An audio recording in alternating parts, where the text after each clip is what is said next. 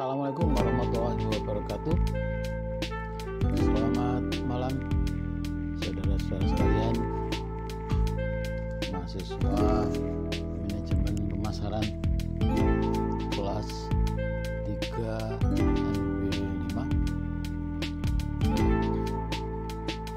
Saya lanjutkan penjelasan mengenai learning kontrak itu dengan masuk ke kontrak kuliah pembahasan tentang silabus manajemen pemasaran. Kenapa manajemen pemasaran itu diadakan sebagai mata kuliah di prodi manajemen? Untuk tahun ini manajemen pemasaran tidak ada di prodi akuntansi, jadi muncul di manajemen pemasaran, di prodi manajemen saja. Itu ya karena manajemen orientasinya kan kaitan dengan manajemen, maka disusunlah di antaranya manajemen pemasaran agar mahasiswa nantinya mampu memahami, menjelaskan, menerapkan konsep tentang perkembangan sejarah pemasaran, pengertian, pemahaman, perbedaan pemasaran dan penjualan, lingkungan pemasaran, sistem informasi pemasaran, riset pemasaran, pasar sasaran, serta segmenting, targeting, dan positioning, pengaruh budaya dan psikologis terhadap perilaku pasar konsumen dan pasar bisnis, serta program pemasaran. Itu tujuan pembelajaran dari manajemen pemasaran. Kalau penjelasan saya ini terlalu cepat, saya kira nanti kalian bisa membaca di tampilan PowerPoint yang saya kirim ke WhatsApp group, sama bisa upload di e-learning ini. Secara lengkap kalian bisa baca sendiri kaitan dengan tujuan kenapa pemasaran dimunculkan dalam prodi manajemen. Ada capaian pembelajaran yang disebut dengan tujuan pembelajaran tadi yang saya sampaikan, kemudian ada learning outcome-nya, ya banyak sendiri ya, kemudian ada pokok-pokok bahasan. Nanti ada 6 pokok bahasan di manajemen pemasaran ini. Sementara untuk rujukan utama buku yang saya gunakan, saya ambil buku dari Bapak Manajemen Pemasaran, yaitu Philip Kotler. Kalau mau beli silahkan, kalau mau download mungkin ada, saya tidak tahu, tapi saya punya bukunya. Warnanya hijau dan cukup tebal, harganya sekitar 350.000. Kalau punya bagus, karena ilmu Anda.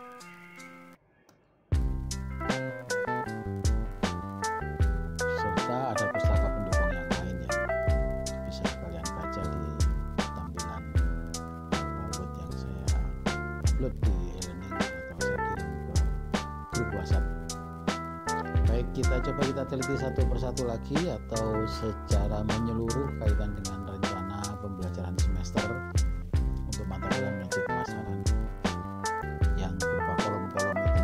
Sudah kita breakdown pertemuan-pertemuannya. Pertemuan pertama, kemudian learning outcome-nya apa, materi pembelajarannya apa, indikator capaiannya apa, aktivitas kegiatannya itu bagaimana, serta asesmen atau mengukur daya serap dari setiap pertemuannya itu bagaimana.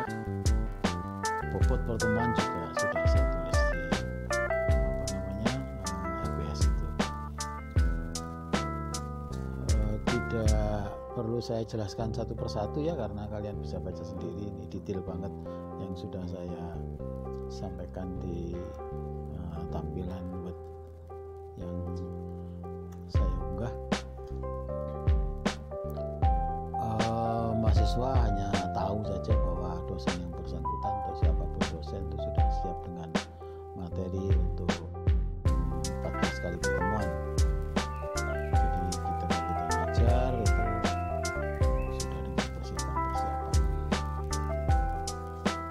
Pertemuan pertama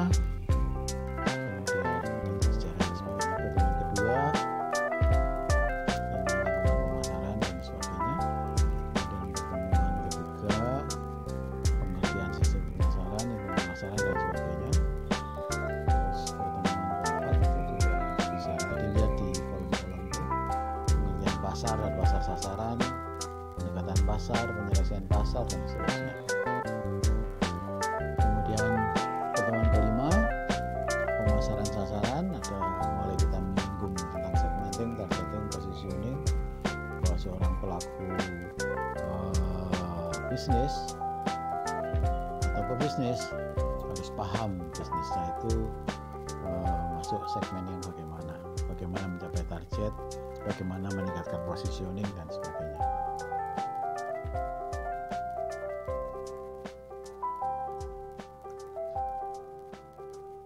Pertemuan ke-6, perilaku konsumen, mulai kita singgung di situ. Misalnya perilaku konsumen selama pandemi COVID-19 ini bagaimana, itu bisa nanti kita kaji melalui pendekatan teoritis perilaku konsumen. Pertemuan ke-7 itu konsep dasar bisnis dan seterusnya. Bisa jadi pertemuan ke-7 ini menjadi pertemuan yang harus di-cancel, menjadi pertemuan ke-8 ketika pertemuan ke-7-nya dipakai untuk mid exam atau ujian tengah semester. Biasanya ujian tengah semester dilaksanakan di pertemuan ke-7. Oh ya, nanti di pertemuan ke-3 kita akan bagikan tugas untuk kalian, sebagaimana yang sudah saya singgung di learning kontrak yang pertama tadi. Pertemuan ke-8 tentang konsep industri, tentang persaingan, dan seterusnya, intelijen persaingan, macam-macam strategi bersaing. Pertemuan ke-9 tentang pengembangan produk, inovasi produk, dan lain-lain. Kemudian pertemuan ke-10 tentang bauran pemasaran, tentang bauran produk, strategi bauran produk, daur hidup produk, dan seterusnya. Bisa dilihat di tampilan yang saya pilih. Pertemuan ke-11 tentang pricing atau teknik penetapan harga.